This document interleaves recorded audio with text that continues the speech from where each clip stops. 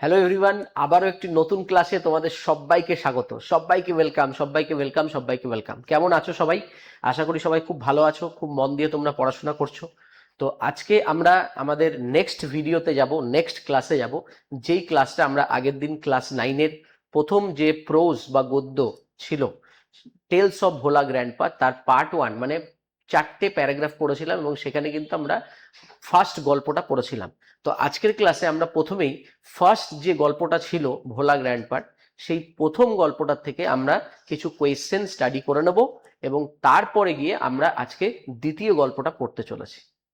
তো দেখতে থাকো সবাই ক্লাসে। তো tales of Bhola grandpa by Manoj Das. তো আজকে আমাদের যে পার্ট 1 পড়েছিলাম, মানে যে গল্পটা পড়েছিলাম, তার প্রথম কোয়েশ্চেন হচ্ছে এটা। দেখো, বলেছে in the bakul tree there lived. বোকাল ট্রিতে কারা থাকতো? 4টে option: crows, monkeys, tiger, sparrow. সবাই অ্যান্সার দেবে, কিন্তু কমেন্টে অ্যান্সার দেবে সবাই। Very good, very good, very good, very good. বোকাল ট্রি, বকুল গাছের তাদের ওভারশ্যাডোড ছিল বাড়িটা, মনে পড়ছে, এবং সেখানে ভোলা গ্র্যান্ডপা এবং তার ওয়াইফ বাস করতেন, এবং তাদের বকুল ট্রিতে যারা থাকতো তাদের নিয়ে কোনো আপত্তি ছিল না। কাদের নিয়ে কোনো আপত্তি ছিল না? ভেরি গুড, সবাই ঠিক আনসার দিচ্ছ। মঙ্কিজ, বাঁদর। মঙ্কিজ ইজ দ্য আনসার। ওকে, তো এই আনসারটা আমরা পড়ে ফেললাম। নেক্সট কোয়েশ্চেন চলে আসা যাক, কোয়েশ্চেন নাম্বার 2। দেখো, monkeys. Question number 2: on the way back from festival, Bhola grandpa tightly held onto the two fingers of his। যখন তারা ফেস্টিভ্যাল থেকে ফিরছিলেন, ভোলা গ্র্যান্ডপা টাইটলি, খুব শক্ত করে দুটো আঙুল ধরেছিল। কার কার আঙুল ধরেছিল? ভোলা গ্র্যান্ডপার সাথে কে গেছিল? মনে করো, দুটো আঙ্গুল, ছোট ছোট আঙ্গুল শক্ত করে ধরে ধরে হাঁটছিল। হঠাৎ করে হাঁটতে হাঁটতে ভোলা গ্র্যান্ডপা দেখলো আমার হাতে দিয়ে ফসকে গেছে। কে ফসকে গেছিল? কে চলে গেছিল? ভেরি গুড, সবাই ঠিক আনসার দিচ্ছ। কে বলছো কাজিন? একদম না, ঠিক, তার গ্র্যান্ডসন। আনসার হবে সি। আনসার হবে grandson, C. Clear? Next, question number 3: in the village Bhola grandpa and his wife lived at। যে গ্রামে ভোলা গ্র্যান্ডপা এবং তার ওয়াইফ বাস করতেন সেটা কোন প্রান্তে ছিল? মনে করো, কোন প্রান্তে? নর্দার্ন, এই যে বলেছিলাম কোয়েশ্চেনটা আসে, ইস্টার্ন, নর্দার্ন, ওয়েস্টার্ন, সাউদার্ন, 4টে দিক ছিল। তাহলে কোন প্রান্তে ছিল? বলো সবাই, কোন প্রান্তে ছিল? প্রথম সেকেন্ড লাইনে কোন প্রান্তে ছিল? Very good, western. ওয়েস্টার্ন, পশ্চিম প্রান্তে, মনে আছে? ওয়েস্টার্ন, পশ্চিম প্রান্তে ছিল। তাহলে আনসার হয়ে যাবে, আনসার হয়ে যাবে সি, ওয়েস্টার্ন। দেখো, the story teller was riding on. Story teller মানে যে গল্পটা বলছিল, মানে যে ন্যারেটার এখানে যে গল্পটা বলছিল, সে মানে কোথায় চেপে আসছিল বা যাচ্ছিল? কোথায় চেপেছিল? কোথায় চেপেছিল? মনে করো, কোথায় চেপেছিল? যে স্টোরি টেলার, কিন্তু বলো সবাই। Very good. দেখো, এখানে আমরা হর্সের কথা পাই না, তাই না? ডঙ্কির কথাও পাই না, মোটরসাইকেল তো ছিলই না। তাহলে কি ছিল? ভিলেজ চৌকিদার সোলজার। একজন ভিলেজের চৌকিদারের সোলজারে আমি ফিরছিলাম, মনে করো ওই যে ছবিটা দেখিয়েছিলাম, সোলজারের কাঁধে করে ও ফিরছিল। ঠিক আছে, তাই না? তো আনসার হয়ে যাবে কি এখানে? আনসার হয়ে যাবে ডি। ঠিক। Next, the road was. Road, যে রোড থেকে তারা ফিরছিল সেই রোডটা কিরকম ছিল? রোডের বৈশিষ্ট্য চাইছে। রোডটা কি টাইপের ছিল? বলো তো সবাই, আগের দিন পড়ানো হয়েছিল, বলো রোডটা কি টাইপের ছিল। যারা ক্লাস 1 দেখে ফেলেছো, পার্ট 1, তারা 100% পারবে গ্যারেন্টির সাথে। রোডটা কিরকম টাইপের ছিল? লং ছিল? ছিল। ফগি ছিল? ছিল। কিন্তু লং আর ফগি আলাদা আলাদা অপশনে আছে। শর্ট ছিল না, লং অ্যান্ড ফগি ছিল। রোডটা বিস্তৃত, দীর্ঘ ছিল এবং কুয়াশাচ্ছন্ন। মনে পড়ছে? একটা ছবি দেখিয়েছিলাম, মানে একদম বড় রাস্তা এবং কুয়াশায় ঢাকা। ঠিক, তাহলে আনসার হচ্ছে ডি। ওকে, নেক্সট। এবার দেখো, all of a sudden Bhola grandpa late out. All of a sudden যখন ভোলা গ্র্যান্ডপার মনে পড়লো যে তার হাত থেকে তার নাতি ছিটকে গেছে বা সে ছেড়ে দিয়েছে বা ভুলে গেছে তাকে আনতে, তখন ভোলা গ্র্যান্ডপা কি করেছিল? বলো সবাই, কি করেছিল? এ ক্রাই করেছিল, হেলদি লাফ দিয়েছিল, লাউড ওয়েল করেছিল, নাকি শাউট করেছিল? দেখো এখানে সবাই গন্ডগোল করে শাউট, চিৎকার। কিন্তু চিৎকার তো ঠিক আছে, কিন্তু আমাদের প্যারাগ্রাফে প্রোজের মধ্যে কি লেখা আছে সেই অপশনসটাই আমাকে আনতে হবে। একটা লাউড ওয়েল ছিল, লাউড ওয়েল, ওয়েল মানে আমরা আগের দিন বলছিলাম চিৎকার বা কান্নাকাটি করছিলেন, উনি চিৎকার করছিলেন, ঠিক আছে, লাউড ওয়েল। তাহলে আনসার কি হয়ে যাবে? আনসার হয়ে যাবে সি, আনসার হয়ে যাবে সি। ঠিক আছে, চলো next. How many people accompanied grandpa in his search? দেখো গ্র্যান্ডপা মানে কিন্তু, মানে how many people accompanied grandpa in his search মানে কি, সে কি খুঁজতে গেছিল? তার নাতিকে খুঁজতে গেছিল। যখন সে হাত থেকে ফসকে গেছিল আবার নাতিকে খুঁজতে গেল। তো কতজন পিপল অ্যাকম্পানিড, অ্যাকম্পানিড মানে তার সাথে, তার সঙ্গে, তার সাথে কতজন ম্যান গেছিল? 1 2 3 4, বলে ফেলো। বলেছিল আমার বাবা পাঠিয়েছিল ড্যাশ সারপাইড ম্যানদের। কজন সারপাইড ম্যান ছিল ভোলা গ্র্যান্ডপার সাথে গিয়েছিল? ভেরি গুড আনসার, খুব ভালো আনসার দিচ্ছ যারা মন দিয়ে পড়েছো। দুজন, দুজন ছিল, দুজন বলেছিল না যে দুজন সারপাইড ম্যান ছিল তাদের সাথে। ওকে, তাহলে এই কোয়েশ্চেন হয়ে গেল আমাদের ফার্স্ট পার্টের। আমরা কোয়েশ্চেন শেষ করে ফেললাম 7টা এমসিকিউ দিয়ে। এরপরে আমরা আবার ব্রড কোয়েশ্চেনে যাব। তো প্রথমে আমি স্টোরিটাকে শেষ করব, তারপরে যাব। তো আজকে আমরা এই সেশনে আমরা আজকে পড়বো ভোলা গ্র্যান্ডপার দ্বিতীয় গল্প, যে ভোলা গ্র্যান্ডপার গল্পটা খুবই ইম্পর্টেন্ট। দেখো ছোট ছোট ভিডিও হবে, তোমরা খুব মন দিয়ে ভিডিওগুলো দেখবে, বেশি টাইমও লাগবে না, আর একদম এন্থু দিয়ে পড়াশোনা করবে, ঠিক আছে? তাহলেই হয়ে যাবে। দেখা যাক, চলো নেক্সট আসা যাক। দেখো প্যারাগ্রাফ 4 থেকে আমরা স্টার্ট করব, কারণ আমরা আগের দিন মনে করো এখানে শেষ করেছিলাম, he had taken a cozy shelter under a cow's belly. আগের ক্লাসে এতটা শেষ আছে। এবার প্যারাগ্রাফ 4 থেকে স্টার্ট হবে। শুরু করি। দেখো, I remember, I remember, I মানে আবার এখানে narrator, I remember another funny incident about Bhola grandpa related by my father. ঠিক আছে, মানে আমার বাবার বলা ভোলা দাদুর সম্বন্ধে অন্য একটি মজার ঘটনা আমার মনে পড়ে।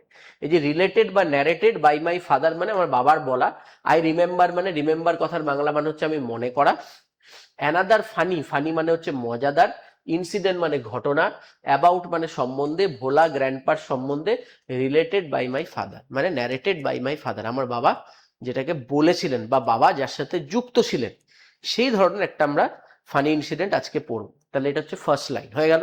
তো কোনো যদি স্পেলিং বুঝতে অসুবিধা হয় বা উচ্চারণ, রিমেম্বার বাংলায় করা আছে, অ্যানাদার বাংলায় করা আছে, ফানি বাংলায় করা আছে, ইনসিডেন্ট বাংলায় করা আছে, তো একদম উচ্চারণ বোঝার জন্য কিন্তু তোমাদের বাংলা দিয়ে দেওয়া হয়েছে।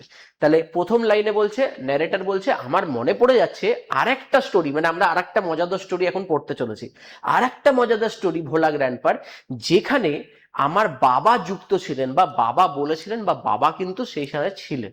ঠিক আছে, চলো দেখো নেক্সট, নেক্সট লাইন।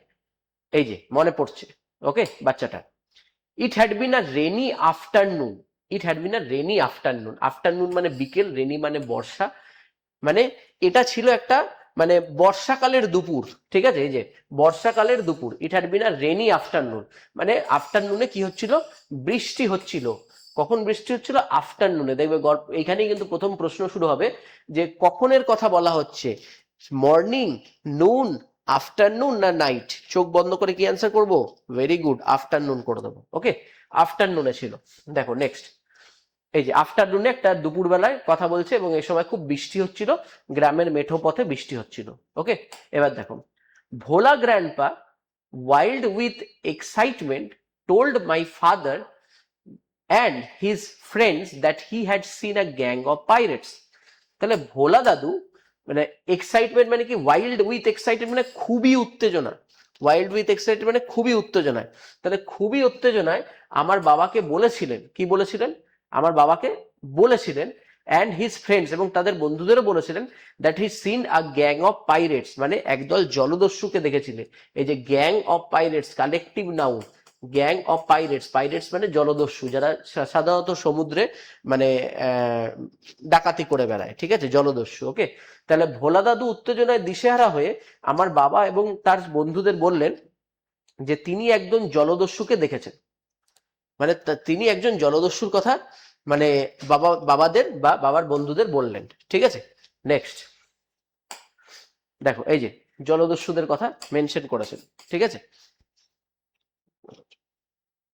ঠিক। তাহলে এখান থেকে আমরা কতগুলো জিনিস শিখবো। এখান থেকে আমরা শিখলাম, দেখো, ওয়াইল্ড উইথ এক্সাইটমেন্ট মানে উত্তেজনায়, মানে তীব্র আনন্দে, ঠিক আছে, মানে দিশেহারা হয়ে, ওকে, এরকম সেন্সে আমরা ইউজ করি এক্সাইটমেন্ট। ওকে, আচ্ছা, টোল্ড বাই ফাদার, টোল্ড মানে বলা, বাবাকে বলেছিল এবং কাকে বলেছিল, তার বন্ধুদের বলেছিল। সে কি দেখেছে, that he had seen a gang of pirates, মানে একদল জলদস্যুকে দেখেছে। গল্পের স্টার্টিং এটা, মানে এটা ফানি স্টোরিটা। দেখো next, they were burying a large box under one of the sand dunes on the seashore by our village. Okay, তো they were burying মানে কবর দেওয়া, খোঁড়া, বারিং মানে খোঁড়া, ঠিক আছে, পুঁতে দেওয়া যেটাকে আমরা বলি। ওকে, আর স্যান্ড ডিউনস মানে সমুদ্রের তীরের বালিয়াড়ি, স্যান্ড ডিউনস, ঠিক আছে, স্যান্ড ডিউনসকে আমরা কি বলি, সমুদ্রের তীরের বালিয়াড়ি। তার মানে কি, দে মানে কারা এখানে, জলদস্যুরা। তিনি বলছেন তার বাবাদের যে জলদস্যুরা কি করছিল, যে একটা লার্জ বক্স, একটা বড় একটা বক্স, যে বক্সটা সমুদ্রের কাছেই, কোথায়, the seashore by our village, আমাদের ভিলেজের কাছে যে সমুদ্রের শোর আছে বা পাড় আছে, সেই সমুদ্রের ধারে, এই যে সমুদ্র তীরে, সেই সমুদ্রের ধারে বা সমুদ্রের তীরে কি করছিল, একটা বক্সকে বালির মধ্যে পুঁতে রেখেছিল, মানে পুঁতছিল, মানে খনন করছিল, ভালো ভাষায় যেটাকে আমরা বলি খনন করা। ওকে, তো আমাদের গ্রামের পাশে সমুদ্র তীরে বালিয়াড়ির মধ্যে তারা একটি বাক্স পুঁতে রাখছিল। দে ওয়্যার বারিং মানে তারা, সে কিন্তু বলছে ঘটনাটা, যে মানে জলদস্যুদের ব্যাপারে বলছে, জলদস্যুরা কি করছিল, রাইট। চলো নেক্সট, এই যে এখানে দেখো, এই যে জলদস্যুরা কি করছে, সমুদ্রের সামনে বালির মধ্যে এই যে বক্সটা, এই বক্সটাকে পুঁতে দেবে, বড় বক্স ছিল একটা। Next, at once father and his friends started looking for the hidden treasure. At once মানে তক্ষুনি। সবাই ভেবেছে জলদস্যুরা তাহলে চুরি করে কোনো হীরে রত্নই রাখবে না, তাই না? তো সবাই কি ভেবেছে, at once father and his friends started looking for the hidden treasure মানে গুপ্তধন, হিডেন ট্রেজার মানে লুকোনো গুপ্তধন। তখনই আমার বাবা এবং তার বন্ধুরা ওই গুপ্তধনের খোঁজে তল্লাশি শুরু করলেন। ওই যে মানে এই যে লুকিং ফর মানে কি করা, লুক ফর মানে এখানে একটা ফ্রেজাল ভাব, এটা লুক ফর মানে এখানে সার্চ বা টু ফাইন্ড মানে খুঁজে বার করা, সার্চ করা, লুক ফর মনে রাখবো, খুব ইম্পর্টেন্ট ফ্রেজাল ভাব। লুক ফর, লুক আফটার মানে কি, লুক আফটার মানে দেখাশোনা করা, লুক ফর মানে কি, লুক ফর মানে সার্চ করা। ওকে, লুক ইনটু মানে কি, লুক ইনটু মানে ইনভেস্টিগেট করা। এগুলি কিন্তু আমরা সব পড়বো গল্পের মাধ্যমে, ছোট ছোট স্টোরি করে করে সমস্ত পড়বো আমরা, তো দেখতে থাকো আস্তে আস্তে। তাহলে তখনই আমার বাবা এবং তার বন্ধুরা ওই গুপ্তধনের খোঁজে তল্লাশি শুরু করে দিলেন। ঠিক আছে, তার মানে অ্যাট ওয়ান্স মানে তখনই, father and his friends started শুরু করে দিলেন, লুকিং ফর তল্লাশি বা সার্চ, একদম বাংলা মানে বলছি, হিডেন ট্রেজার্স মানে লুকোনো গুপ্তধন। এই যে বাবা এবং তার বন্ধুরা মিলে ভোলা গ্র্যান্ডপার কথা শুনে সমুদ্রের ধারে গিয়ে কি শুরু করলো, সার্চ শুরু করলো, যে এইখানে ভোলা গ্র্যান্ডপা বলছে আমার মনে হয় এইখানে আছে, তো এখানে সার্চ তারা শুরু করে দিল। ঠিক, তো গল্পটার সাথে সাথে না এই ছবিটাকে মেলাবে, তাহলে তোমার পড়তে ইন্টারেস্টিং লাগবে। ঠিক আছে, যারা সামনে থেকে আমার কাছে অফলাইনে পড়ে না, তারা হাসতে থাকে বা তারা মজা দিতে পারি এই স্টোরির মাধ্যমে, এই ছবিগুলোর মাধ্যমে, তাই না? তো ভোলা গ্র্যান্ডপার ছবি এবং তাদের বাবার বন্ধুদের ছবি। Evening passed on to night, evening passed on to night মানে সন্ধ্যা পেরিয়ে রাত্রি নেমে এলো। ইভিনিং উচ্চারণ, পাস্ট অন টু নাইট মানে তারা এমন ভাবে খুঁড়ছে, খুব খুব মানে এন্থু দিয়ে খুঁড়ছে, সন্ধ্যা পেরিয়ে রাত চলে আসলো, খুঁড়েই যাচ্ছে। ওকে, নেক্সট, এই যে সন্ধ্যা পেরিয়ে রাত চলে এসছে সমুদ্রের ধারে, তাতেও তারা খুঁড়ে যাচ্ছে তখন। Okay, next, moonlight came in through the clouds, এই যে moonlight came in through the clouds মানে আমাদের মেঘের মধ্যে দিয়ে চাঁদের আলো ফুটতে শুরু করে দিয়েছে, মানে চাঁদের আলো আসতে শুরু করে দিয়েছে। চাঁদ মানে রাত্রেই দেখা যায়, তাই না? তো moonlight came through the clouds, এটা প্রশ্ন আছে। Through where? Through where sky দেয়, ঠিক আছে, ক্লাউডস, এগুলির মধ্যে ক্লাউডস হবে answer. Next, a pack of jackals were howling. Howling, howling মানে হচ্ছে শিয়ালের ডাককে বলে হাউলিং। ওকে, তো প্যাক অফ জ্যাকেলস, দেখো আবার একটা কালেকটিভ নাউন, প্যাক অফ জ্যাকেলস। জ্যাকেলের সাথে কি কালেকটিভ ওয়ার্ড ইউজ করব? প্যাক। প্যাক মানে এখানে কি বোঝাচ্ছে? দল বা গ্রুপকে বোঝাচ্ছে। তো প্যাক অফ জ্যাকেলস ওয়্যার, পাস্ট টেন্সে আছে, পাস্ট কন্টিনিউয়াসে, ওয়্যার হাউলিং মানে তারা কি করছিল? তারা ডাকছিল, শিয়াল ডাকে না, সেই রকম ভাবে তারা ডাকতেও শুরু করে দিয়েছিল। এই যে প্যাক অফ হাউলস, এই যে। নেক্সট, ইট ওয়াজ পাস্ট মিডনাইট মানে, ইট ওয়াজ পাস্ট মিডনাইট মানে তখন মাঝরাত পেরিয়ে গেছে, মানে তারা সকাল থেকে শুরু করেছে, ইভিনিং এ মানে খুঁড়ছে খুঁড়ছে খুঁড়ছে খুঁড়ছে, রাত পেরিয়ে মাঝরাত হয়ে গেছে, তখনও খুঁড়েই যাচ্ছে খুঁড়েই যাচ্ছে খুঁড়েই যাচ্ছে, ঠিক আছে, তখনও খুঁড়ে যাচ্ছে। Next, at this point of time Bhola grandpa confessed that there was no real treasure.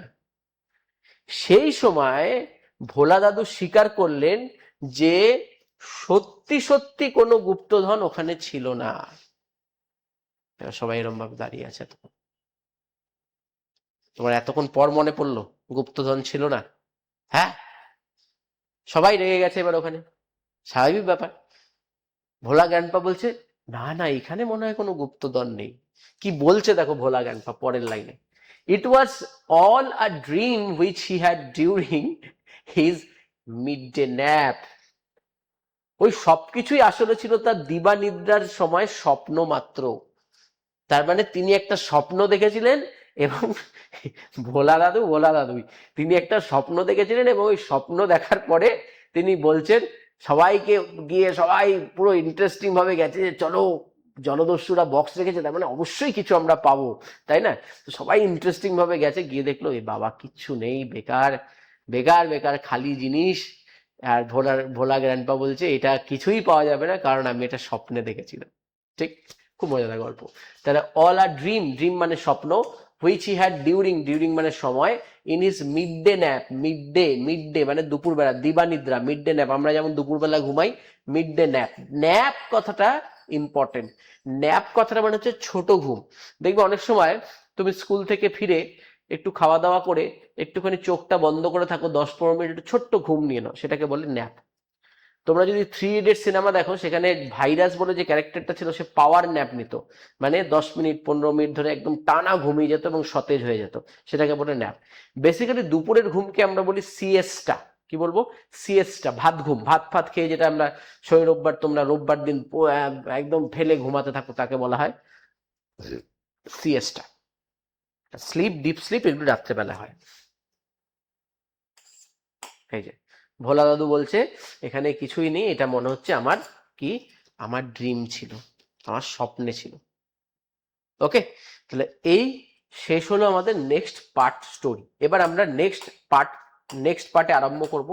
তবে আবারও নেক্সট পার্টে যাওয়ার আগে আমরা কিছু কোয়েশ্চেন সলভ করতে চাই। নেক্সট পার্টে যাওয়ার আগে আমরা কিছু কোয়েশ্চেন সলভ করব, তারপরে আবার আমরা নেক্সট পার্টের ভিডিও বানাবো। তো আমরা একদম ছোট্ট ছোট্ট একদম ক্রিপস কনসেপ্ট ওয়াইজ ছবি দিয়ে সুন্দর করে তোমাদের সামনে প্রেজেন্টেশন তুলে ধরছি। তোমরা যদি ক্লাসটা ভালো লাগে অবশ্যই লাইক করো, শেয়ার করো, আমাদের ইউটিউব চ্যানেলে জয়েন করে যেও, আমাদের টেলিগ্রাম চ্যানেলে জয়েন করে যেও, হোয়াটসঅ্যাপ চ্যানেলে আমাদের যত এই যে পিডিএফ গুলো তোমরা দেখছো সমস্ত কিছু ওই গ্রুপে পাঠানো হবে। আর যারা তোমরা অফলাইন ক্লাসে আমার কাছে জয়েন করতে চাও, অফলাইন ক্লাসে আসতে চাও, তাদেরকে আমি বলবো যে 9002332334 এই নাম্বারে ফোন করে তোমরা আমার অফলাইনে ব্যাচ জয়েন করতে পারো, যেটা আমি বেলঘড়িয়াতে চৌধুরী পাড়াতে আমি করিয়ে থাকি।